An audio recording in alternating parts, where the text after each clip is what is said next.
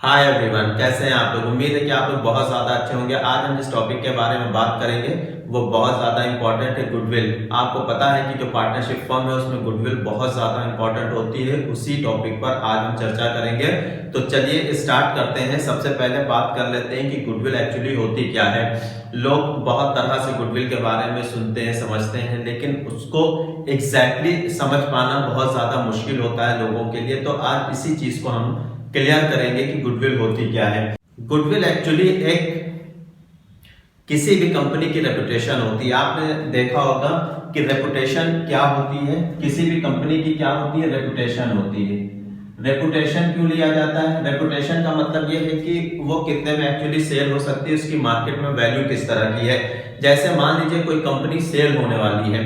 अब जब company cell होती है तो कंपनी सेल होने के पीछे, कंपनी की बहुत ज्यादा अच्छी प्राइस मिलने के पीछे रीजन क्या होता है? वो उस कंपनी की गुडविल होती है। या कोई कंपनी बहुत ज्यादा कम प्राइस में सेल होती है तो उसके पीछे रीजन क्या होता है? वो कंपनी की गुडविल होती है। जितनी अच्छी कंपनी की रेपुटेशन होगी उतनी अच्छी गुडविल होती है। जितनी अच्छी खराब कंपनी की रेपुटेशन होगी उतनी खराब उसकी गुडविल होती है। तो गुडविल एक तरह से कंपनी के रेपुटेशन को माना जाता है और हम लोग इसको इनटेंजिबल एसेट्स के रूप में देखते हैं। इनटेंजिबल एसेट्स क्यों कहा गया है? इनटेंजिबल एसेट्स अगर आप लोगों को पता होगा, जो इनटेंजिबल एसेट्स कौन से एसेट्स होते हैं? ये वो एसेट्स होते हैं जिन एसेट्स को हम लोग टच नहीं कर सकते हैं, फील नहीं कर सकते हैं। ठीक है, टच नहीं कर सकते हैं, देख नहीं सकते हैं, सिर्फ फील कर सकते हैं। तो जो एसेट्स फील किए जाते हैं वो हमारे क्या होते हैं? इनटेंजिबल एसेट्स होते हैं। जैसे आपने यहाँ पर देख ही लिया है, गुडविल एक हो गया, इसके अलावा कॉपीराइट होता है, पेटेंट होता है।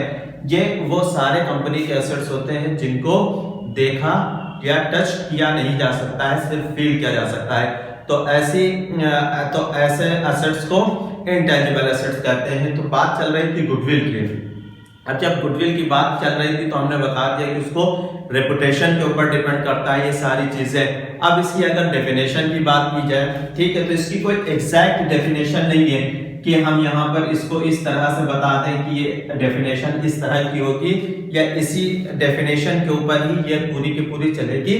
गुडविल की कोई प्रॉपर डेफिनेशन नहीं होती। हर राइटर ने अपने हिसाब से, अपने तरीके से उसकी डेफिनेशन को बनाया है, एक्सप्लेन किया है, लेकिन किसी भी डेफिनेशन को 100% सही नहीं कहा जा सकता है। क्योंकि कंपनी जो गुडविल होती है एक ऐसी चीज होती है कि उसको एग्जैक्ट या पूरी तरह से परफेक्ट समझ लेना वो सही नहीं है। हर एक की जो डेफिनेशन एक्सप्लेन करने का तरीका होता है गुडविल की, वो अलग अलग होता है। तो सबको एक तरह से नहीं समझा जा सकता है, या सबकी डेफिनेशन को 100% सही नहीं माना जा सकता है, या किसी एक की डेफिनेशन को गलत भी नहीं कहा जा सकता है। अब यहाँ पर बात की गई कि गुडविल है क्या, ठीक है, गुडविल के बारे में बता दिया, उसकी डेफिनेशन बता दी। अब यहाँ पर यह कहा जाता है कि गुडविल को अगर हमें समझना हो तो हमने ये बता ही दिया कि इसको हम लोग किस तरह से समझ सकते हैं, इसकी वैल्यू के हिसाब से समझ सकते हैं।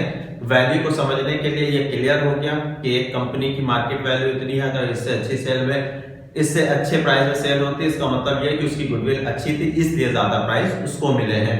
अब यहाँ पर पता तभी चलता है, गुडविल को फाइंड तभी किया जा सकता है जब एक कंपनी को सेल किया जा रहा होगा। सेल के टाइम ही हम ये बता सकते हैं कि इस कंपनी की गुडविल कितनी है। तो तीसरी चीज यहाँ पर यह भी कही जा सकती है कि इसकी एग्जैक्ट वैल्यू फाइंड करना यह भी बहुत मुश्किल काम है।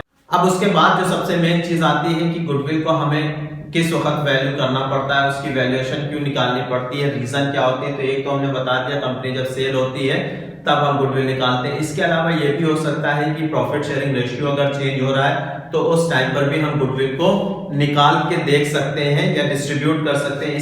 या तो कोई पार्टनर रिटायर हो रहा है या उसकी डेथ हो गई हो, उस कंडीशन में भी हम गुडविल की वैल्यू निकालते हैं और उसको डिस्ट्रीब्यूट कर देते हैं। या कोई नया पार्टनर फॉर्म में एंटर करता है, उस केस में भी हम गुडविल का डिस्ट्रीब्यूशन करते हैं। या दो कंपनियों के बीच में अमालगमेशन होता है, उस कंडीशन में भी हम गुडविल को कैलकुलेट करते हैं या गुडविल को फाइंड करते हैं। तो ये कुछ ऐसे केस होते हैं जिसकी वजह से हमें गुडविल को फाइंड आउट करना पड़ता है, निकालना पड़ता है। अब यहाँ पर एक चीज और बताई गई कि गुडविल किस तरह की होती है, नेचर उसका क्या होता है।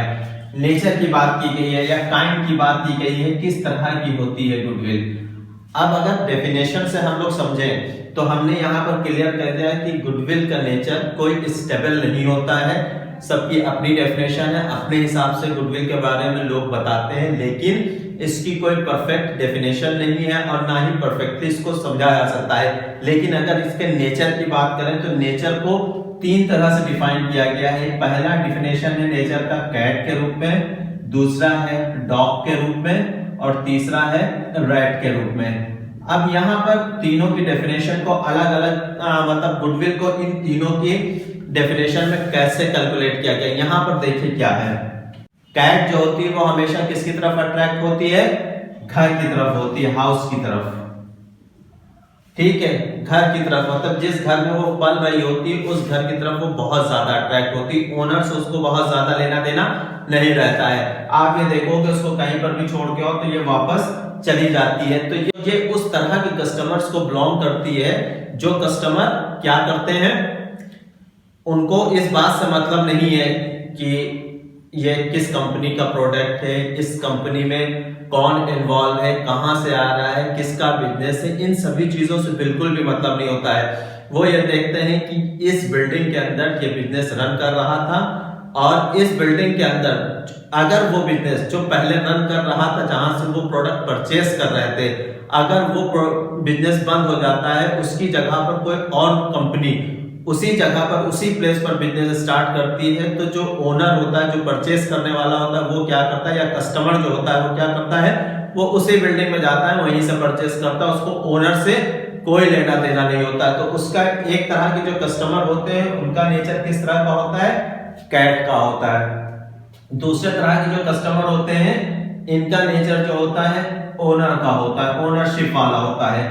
ओनरशिप वाला क्यों कहा गया, क्योंकि आप डॉग को हमेशा देखोगे कि उसका लगाव सबसे ज्यादा किससे होता है, जो उसको पाल रहा होता है ओनर के साथ होता है, उसको घर से कोई मतलब नहीं होता है। वो सिंपली ये देखता है कि ओनर जहां जा रहा है वो वहीं पीछे पीछे उसके चला जाता है। इसी तरह से आप कंपनी में या कस्टमर को भी देख सकते हैं, कुछ कस्टमर ऐसे आपको मिलते हैं जो हमेशा क्या करते हैं, वो देखेंगे कि अच्छा इस ब्रांड का प्रोडक्ट है, तो इस ब्रांड का प्रोडक्ट या इस कंपनी का प्रोडक्ट जहां पर उनको मिलता है वो वहां चले जाते हैं। उनको इस बात से मतलब नहीं है कि इस बिल्डिंग में पहले वो था या दूसरी बिल्डिंग में था या तीसरी बिल्डिंग में था, जिस बिल्डिंग में भी उनको उस कंपनी का प्रोडक्ट मिलेगा वो वहां से परचेस कर लेंगे। तो इस तरह का जो नेचर होता है वो ओनरशिप के ऊपर होता है, ओनर पर डिपेंड करता है, या डॉग के नेचर का कहा जाता है। तीसरा होता है रैट का। ये बड़े खतरनाक होते हैं।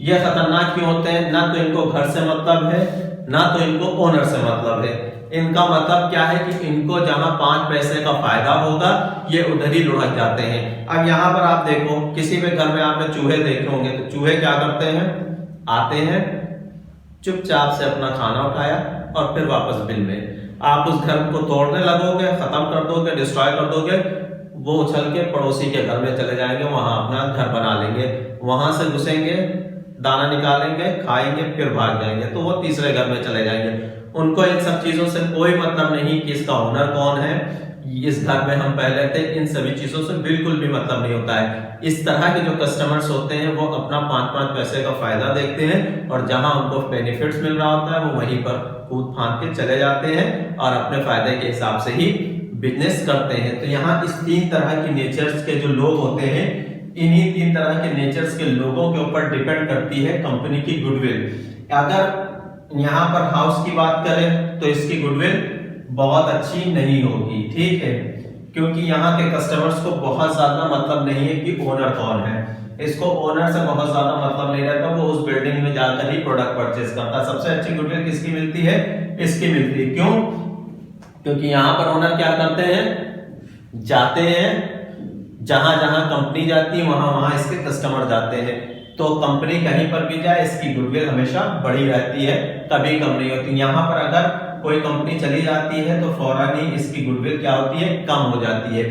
यहाँ पर भी सेम वही चीज है कि यहाँ पर तो गुडविल से कोई मतलब ही नहीं है, वो चाहे अपने घर में रह रहे हैं या कहीं और रह रहा है, उससे कुछ मतलब नहीं है, उसको अपने फायदे से मतलब है। तो यहाँ गुडविल का कोई मतलब ही नहीं रहता। तो बेस्ट गुडविल कहाँ पर होती है, यहाँ पर होती है जहाँ पर कंपनी की रेपुटेशन अच्छी होती है, और जहां पर जितनी अच्छी कंपनी की रेपुटेशन होगी उस कंपनी की गुडविल उतनी अच्छी होगी जहां पर ज्यादा कस्टमर किस चीज को देख के जा रहे हो, ब्रांड को देख कर जा रहे हो।